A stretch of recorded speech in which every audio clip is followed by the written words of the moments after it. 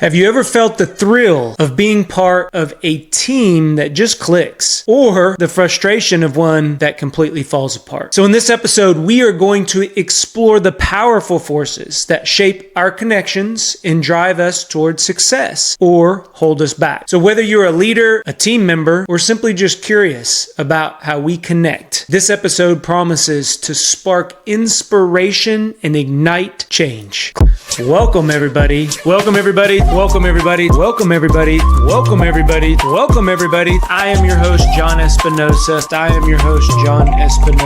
the Leading Leaders podcast. Hey everyone, John here. Welcome to this episode of the Leading Leaders podcast. I want to do a quick shout out to the new listeners out there. If you are just joining us, welcome to the Go Be Great community. You are going to enjoy being part of this great community. And for those continued listeners out there that tune in and devote time to developing yourself, thank you and kudos to you. Pat yourself on the back. Our time is our most valuable resource. And when we spend it developing ourselves, there's nothing better. So thank you all for joining me today. Today, we are going to talk about how we connect when we get into groups, when we get into teams. Maybe you're the new kid on the block and you're starting a new job, or you're joining a new group and you're walking in the door, the team's already been established, and now you're figuring out where you fit in. Or maybe you are starting a whole new group or a whole new team. And everybody's new. Nobody really knows each other. They're trying to figure each other out. I've been there. Feels a little bit awkward, maybe a little intimidating, depending on who is surrounding you. If you're in a group of people that are level 10, you've heard me talk about level 10. They're always striving to get to level 10, 10 out of 10s. You want to get into rooms with people who are 10s. And trust me, that can be intimidating. And we're going to talk a little bit about that in some ways that, in my experience, I have tried to assimilate to those groups. And I push myself to get into those rooms with people who are doing the things that I want to do. I had a great meeting today with one of my mentees and another mentor. I reached out to this individual. I didn't know anything about their area of expertise. It was in environmental protection. And in this particular area, I really hadn't had any exposure. I really hadn't talked to anybody. And my mentee, they were interested in this. So I connected them, I got on the call, I welcomed them, I thanked them, and then we started to kick this off. And quickly I realized that this individual, this mentor, he had education from community college all the way up to Harvard, Yale, Ivy League colleges. He was a professor, he was a teacher, and he was just laying down a whole bunch of knowledge. And it gave me goosebumps. And I don't get goosebumps very often, but I'm excited just thinking about the opportunity. And he was a level 10. And I felt intimidated in that group. And my mentee, she was just, her eyes were about this big. And it was just a great moment because she expanded her network. Our networks are our net worth. And when we start to expand those networks, it does volumes for our confidence. It increases our opportunities because you never know. That individual might not be the person that gets her foot in the door and works for. He offered to introduce her to his network. And now the mentee's network is expanding not just by one, by 3. There's 2 other people that he offered to introduce her to. So again, if you don't get in those rooms, if you don't reach out, if you don't pick up the phone and ask for those type of meetings, you never know what's going to happen. So it's important when we understand team dynamics, group dynamics, just overall how to connect to people. We're going to discuss 4 stages today. And those dynamics are going to be consistent with one-on-one relationships up to large team relationships. I just want to share a quick story here is when I first started facilitation, when I was getting into the world of facilitation and I started creating agendas, leading meetings, working with leaders, working with teams, it was a daunting task. I'm an introvert by nature, and I recharge my batteries when I'm processing, when I'm by myself. That's where I get my energy from. But I've instructed, I deal with people. I've been on the customer service side a majority of my life. So I've learned that extroverted side of facilitation and working with teams. And a lot of times, I'm the new kid on the block. I get a call from one of the senior leaders and they want to fix the culture or fix communication or whatever they want to fix. They've gotten some feedback through a survey or maybe just a suggestion box that something's just quite not right. And as a consultant, I get the call and they want me to come in and fix it. Well, they quickly realize on our first phone call that I'm not a fixer. I'm not here to fix the organization. In fact, a lot of times being the outsider looking in, I got to gain trust. I got to gain the group's trust in order for them to be open and candid with the conversations that we're going to have, because we start to really unpack and get down, and I ask some hard questions. So it was important for me early on in my career as a consultant, as a facilitator, as I started getting into strategic planning and working with teams and really figuring out what their mission, vision, core values were.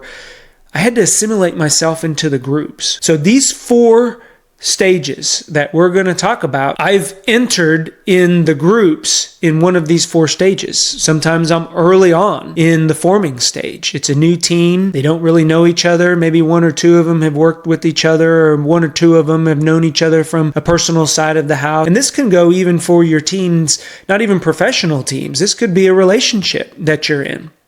How many relationships that you've been in that you don't know anything about the person that you're meeting? That's the forming stage. Then we get into the storming stage. So we start letting our hair down, our proverbial hair down. It's those boundaries, and we're going to talk a little bit about that. Then we get into the norming stage. So we're starting to figure each other out. And I've walked in the door, and the teams, this is where I like to enter in. Because a lot of times they know each other, they're very comfortable with each other. You always have a couple people in the room that are outspoken, which is great. And then you also have some people that are reserved.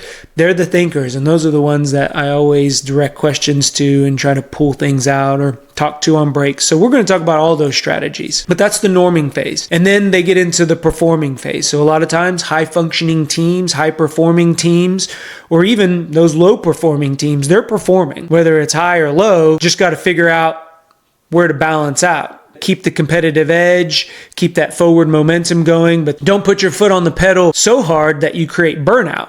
And then vice versa, those low performing teams, how do we get them to raise up, to really focus on their strengths? So this idea of group dynamics, it is multifaceted. Don't just think of like large groups. It can even work in a dating environment. And I'll share some experiences when I was dating my wife. I mean, we went through all 4 of those. We got to know each other. When you're new in a relationship, what happens? You do anything for each other. You ignore those pet peeves, whatever they may be. If they leave a dirty counter, or they don't put the milk up, or they, take off their shoes right as they're entering the door, whatever that is, in the honeymoon stage, you just ignore it because you're trying to get to know that person. Then what happens? Then when you start letting your hair down, you get comfortable with each other, that politeness. Sometimes you make those snarky comments, right?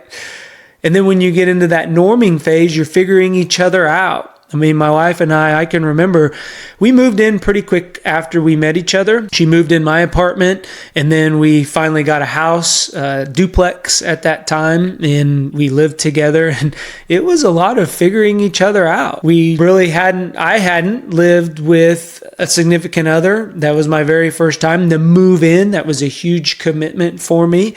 At that time, my wife was pregnant. We had our son. And so we had that dynamic as well. As we were getting used to each other, we were learning each other, we were learning our parenting styles, we were norming, we were figuring each other out. What were our strengths? What were our weaknesses? We had those tough conversations. We had fights. I mean, I can tell you, I had to learn how to compromise. I was very detail-oriented. I'm still detail-oriented. I was OCD. I'm still a little bit OCD. I've let go a little of those tendencies.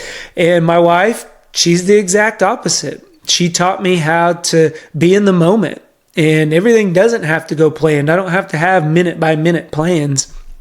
Just be present. So we balanced each other out. But that was that norming phase. And then we quickly moved into the performing phase. As our children got older, we had to parent together. And we came from similar parenting styles, but we had some differences in the way that we parented our kids. So all of those things, right? And that's just in a relationship standpoint. So let's dig into what the first stage looks like, and that's forming. And when we talk about forming, as I mentioned with my wife and I, and if you're the new kid on the team coming in, what happens? They're trying to fill you out. They're trying to figure out what's John's tendencies. What does he like to do? It's funny because when you enter in a new team, the conversation quickly goes to food or the weather or your childhood. Those are the three most popular things that people talk about when they're starting to get to know each other. It's like, what kind of food do you like? Or this is what I ate last night. Oh, how's the weather in your area? It was sunny. It's sunny here. In virtual environment, it's sunny here. It's 80 degrees here. Oh, it's cold there. Weather comes up a lot. What's the other thing that comes up a lot? Our childhood. Oh, I remember I lived in Michigan when I was growing up. Or I visited Colorado, or I went to the Grand Canyon. We talk about our childhood, those memories, because we're trying to relate to each other. We're moving into that next stage of storming when that politeness barrier starts to decrease.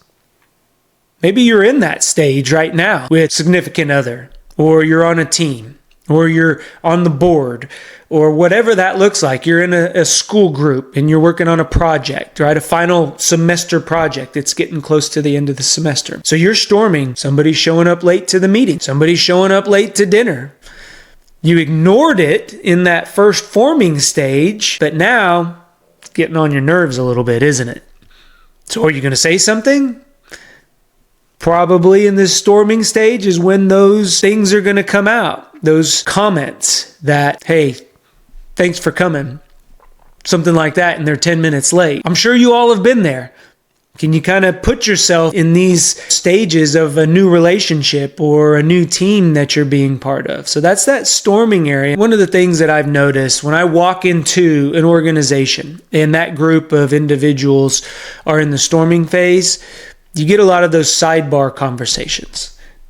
They turn to each other and somebody says something over on the other side of the room or the other side of the table, and you quickly see maybe two people who are comfortable with each other or have known each other from the past, maybe have worked together or previously, or they have a relationship established.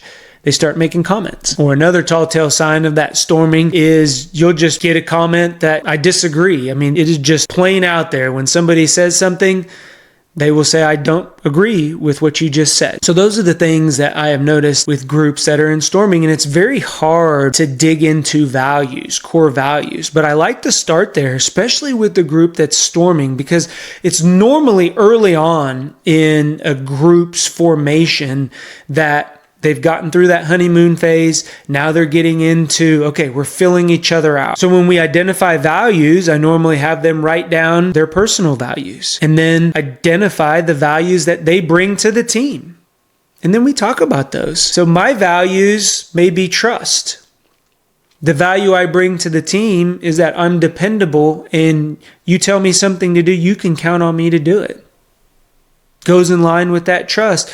But everybody starts to understand where each other's values are, because our values, for the most part, they're set. They're not really changing. Once we get to in our teens, in our 20s, they're really set. We're going to look for others that have similar values and beliefs, and those are the ones that we normally gravitate to. The ones that may be a little bit different, doesn't mean that we don't like them, but it may take a little bit longer in that storming phase. So one of the other things that I find interesting with groups is as we go around the room, who has similar values? And I have them do it individually. So it's not like they're hearing each other as they're going around the room and writing down, ooh, I like that, trust, ooh, accountability, that sort of thing. No, they do it individually and then they talk about it. So it's really good for them to see that.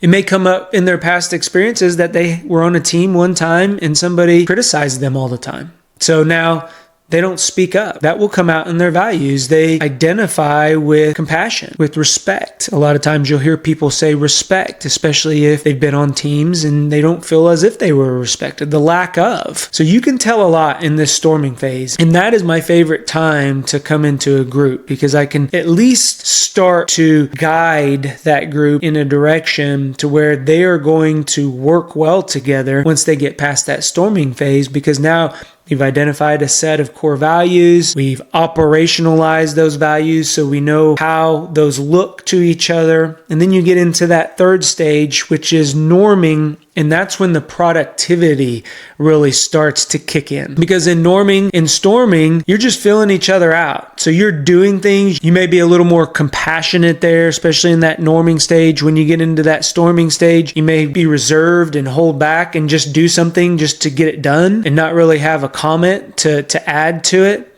But once you get into the performing phase of a group dynamic, guess what happens? Now, productivity is beginning. So it's that early, again, success that you're going to want to hit. Always set a goal in that 60 to 90 day time frame that you can hit, and then celebrate that goal, because that is going to push you into the final stage of performing. But as you are in that norming stage, this is where you're building trust in the group. Can I trust John when I give him a task, or when I give him a project, or when I tell him something, if it's a relationship, something about my past, or I share with him maybe a deep, dark secret that I've never shared before?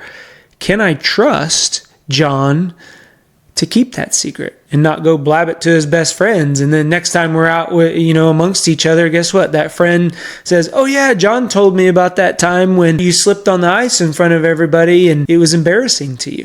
Then we're going back to storming. We're going backwards. We want to always be moving forward and evolving in group dynamics. So you can see here, especially in this norming phase, that productivity phase starts. That productivity begins to really get momentum and snowball. And once you get that forward momentum, you want to keep that forward momentum. You may have some setbacks, you may have some failures, you may have some conflict that's going on in this, but a lot of times as that conflict is happening, you also built that trust in the group, in the team, in the relationship, that you can have an open and honest conversation and you can resolve that conflict. We're going to talk more about conflict in this season, so stick with us. But that conflict is healthy in a relationship. And a lot of times people label a disagreement with the word conflict, when really we're just having a disagreement. So we'll dig into that. So make sure that you're continuing to subscribe, because you're not going to want to miss when that episode comes out, because conflict in team environments, it's needed. It's healthy. That's what helps us innovate. That's what helps us grow. That's what prevents that group think. When you surround yourself with diverse people, which highly successful teams, they have diverse people. It's not a bunch of yes people that I want on my team. I want somebody to challenge my ideas. And you start to see that in that norming phase. And then last but not least, we're getting into the performing phase. So in the performing phase, this is where cooperation comes in. This is the magic sauce. Like when I walk into a room and a team has moved through all the phases, and sometimes they'll recycle as new members come, as you see turnover, attrition, things like that. But really, really good teams, if you've been on a really good team, like there is no one person that should leave and the team should suffer. Yeah, you're going to take a dip, but if you've done a really good job as a leader, as a team member, capturing processes, making sure that you share your corporate knowledge or your team knowledge, losing somebody, you may take a step backwards, but because you are in that performing phase, you go out and you fill that role with somebody that you know can fit in there. You can quickly identify somebody to fill that gap. The other big clue when I walk into a room is when we go around and we have a value exercise, or when we're talking about mission and vision, everybody is on point. Everybody knows the mission, the vision of the organization. Everybody is working together. You see communication as a strength, not a weakness or an opportunity. You see things like team building. You see training. You see professional development opportunities. When relationships are in that high performing phase, what happens? What do you see? People normally work on themselves. People are allowed to have friends outside of the relationship. My wife and I, we've been married 23 years. I have friends that know my wife because I talk about her all the time. I love her. But my wife doesn't necessarily need to come with us whenever we go out and we have a guys' night or we're playing golf. Why? Because we've built that trust. We've built that foundation. We understand that she needs time. I need time, because if we're not putting our own oxygen mask on, then we can't give the best to each other. So you can see as we work through each one of these phases, there's 4 of them: forming, storming, norming, and then performing. And these 4 phases, they come from a gentleman called Bruce Tuckman. And he has a 5th phase that's adjourning, but I like to keep it simple. I like a rule of 3, rule of 4, and I think these 4 just fit perfectly. And hopefully in this episode, you were able to identify with one of those phases to say, yeah, I am in a storming phase with one of my teams, or maybe your family's going through a storming phase. A lot of times, families will recycle quite a bit, right? As our kids get into those teenage years, we go back through storming. They're trying to figure out where they're fitting in the world, whether it's in their friend group, in the family, how they're contributing. Their roles are normally changing, both in the family dynamic and in their friend dynamic. In the stage that Jen and I are in, we have 2 grown kids that are out of the house. So a lot of times they call me and ask for advice. I can tell you the day and the time when I got the phone call and my son asked me for advice. I was floored. I was shocked. So those young parents out there that are listening, the time will come. I promise. I didn't think it would ever come through those teenage years and even through those late teens into mid-20s. But now he's a father of my beautiful granddaughter. He treats his wife with respect. He loves his daughter. Just to see him it's a blessing, because again, they're figuring each other out, right? I mean, so now they're creating their own little family dynamic. And it's just interesting to see. When I was growing up, I was the one who was observing. I was introverted. I didn't get into a lot of conversations. I was more of a wallflower. I wasn't the show in a room. I wasn't the first one to speak up. And as I observed people, I quickly realized that connecting and creating relationships was a valuable skill. And I wanted that. I was envious of that, because again, I wasn't the one that was doing that. And so I had to get uncomfortable and put myself out there and go through those 4 stages that we talked about to get to that performing, to where, now I see the magic. I see the value in going through those. And every team, every group, every couple goes through that. They may spend a little bit more time or less time in others, but for the most part, begin to start looking at your groups, at your relationships. Where are you at? Are you stuck? What are some things that you can do to continue that forward momentum and ultimately reach that performing stage? I hope this helped you today. If you know somebody that may be struggling with a relationship, or they're having some challenges around a team that they're on, share this episode with them. It would mean the world to me, and it helps get them to where they're going. Thank you guys for spending the time on yourselves listening to the podcast. I appreciate it as we grow this Go Be Great community. There's no other community that I would rather be a part of. Go be great. We'll talk to everyone later. Bye-bye. If you like what you're hearing, do us a favor. Click on that subscribe button. Give us a thumbs up or leave a comment. That lets us know that what we are putting out benefits you. If you want additional information or resources or learn how to work with me, head on over to thejohnespinosa.com, because when we become better versions of ourselves, it helps us get others to where they're going. Go be great. Talk to everyone later.